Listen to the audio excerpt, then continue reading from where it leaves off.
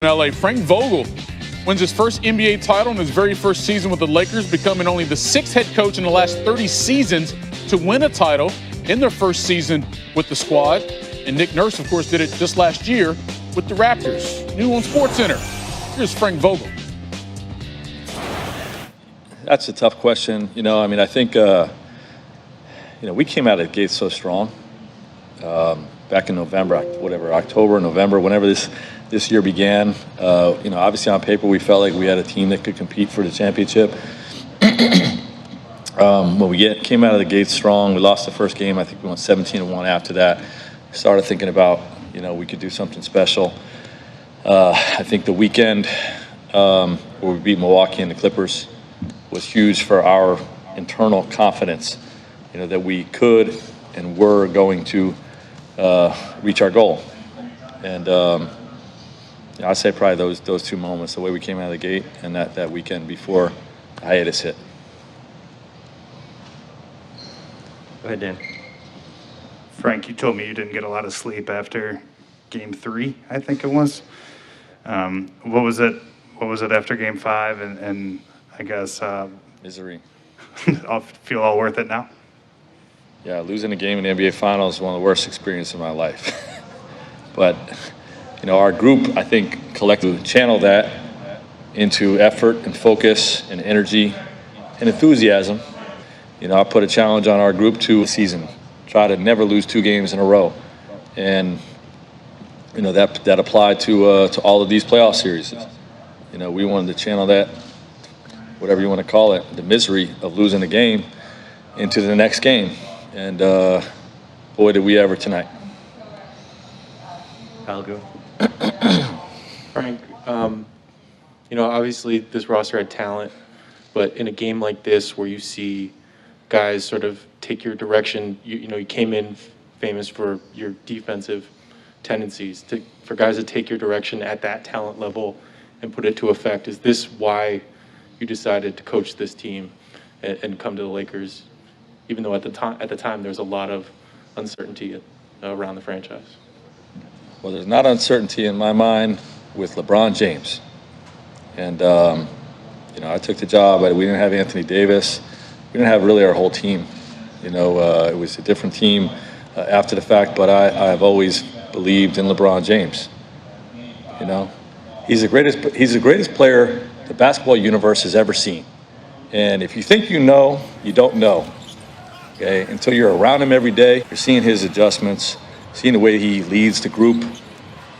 If you think you know, you don't know. Coaching him and, seeing him take this group that was not in the playoffs last year, the roster was put together, overnight, and just taking a group and leading us to the promised land, so they say.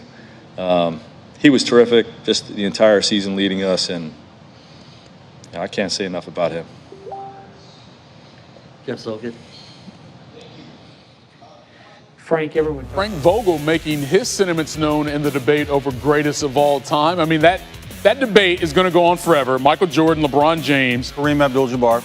I would say in terms of overall basketball, but we also are in a what have you done for me lately? And the last guy to win a championship is LeBron James, so he's going to get all of that. But nonetheless, a tremendous effort what the Lakers did this season with LeBron and also adding Anthony Davis, now title number 17. It's not time for that debate. It's time for the highlight. The Lakers are the champions of the NBA. Heat pushed them to a game. On board with us. Now, there was a play in the second quarter, inconsequential to the result, where Anthony Davis was battling without the ball, looking like he was a 12th man on a junior high team trying to make the cut. He and LeBron had such good energy, and it kind of rolled over to the rest of the team.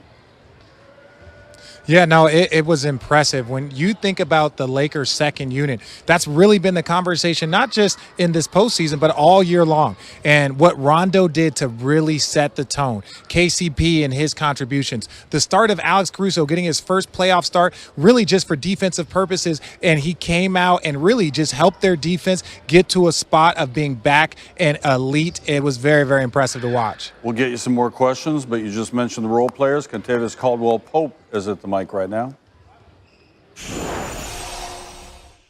Feels amazing, but right now words can't explain it. You know, the emotions really is not running yet, but I'm enjoying my teammates right now. It's a great feeling to be world champs, be being called world champs. It's just a great feeling, amazing feeling. Jeff, still good? Go ahead. Yeah, man, I'm pretty excited. I don't know what else to describe it.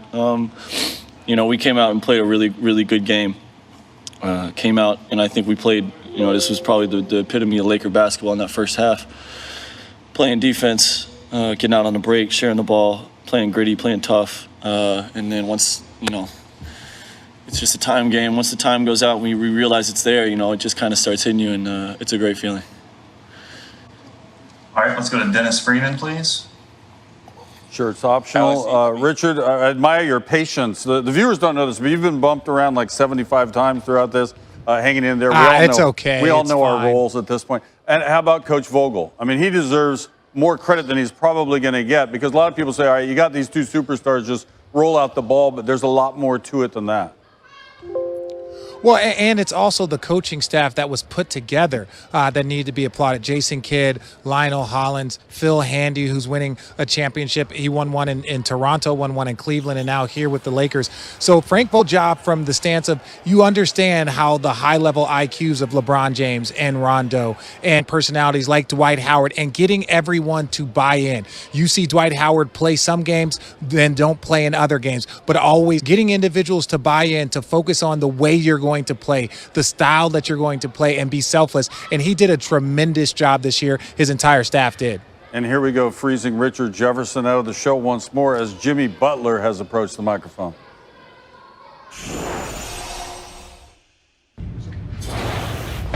It's hard because it was special to us.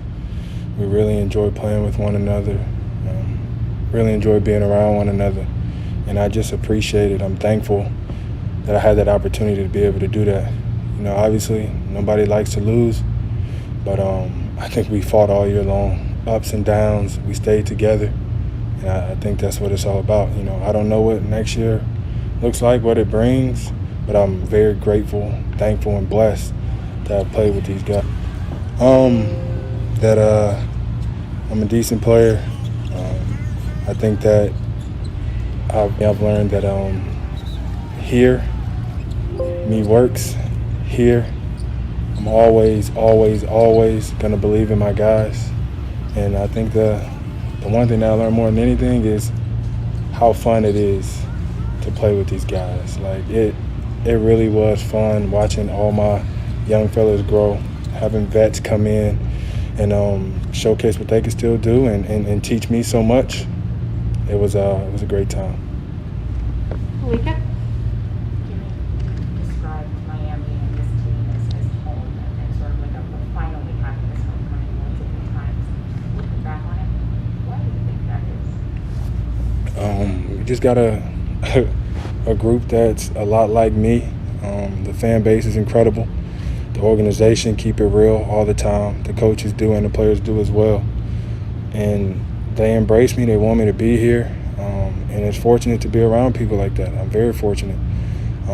And this is where I belong. This is what makes me smile. This is what makes me happy. I wish I could have done it for the city. I wish I could have done it for my teammates, for the organization. But I'm still glad that it happened. Jimmy Butler there. I was surprised he took just 10 shots. He did play 45 minutes, had a great series. Is it too simplistic to say that they just used everything they had to get to Game 6 and then had little for it? Yeah, I think this quick turnaround was very, very difficult. And look, at the beginning of the season, when the Miami Heat were playing well, a lot of people were wondering why they weren't getting a lot of mentions. It's because they didn't have enough veterans. And Pat Riley went out and did a great job of bringing in Jay Crowder and Andre Iguodala. And the reason why they needed those veterans is because these playoffs can be long. These playoffs can be difficult. A lot of minutes, exhausting on your body physically, mentally, emotionally. And Jimmy Butler played the best basketball of his life, but, you know, it just is so difficult to do that every single night. Even tonight, playing 45 minutes. You've never done that before. It can take a toll on you.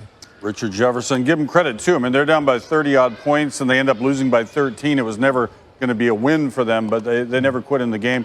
Thank you for staying with us throughout the bubble. Enjoy your time off. Thank you, Kenny.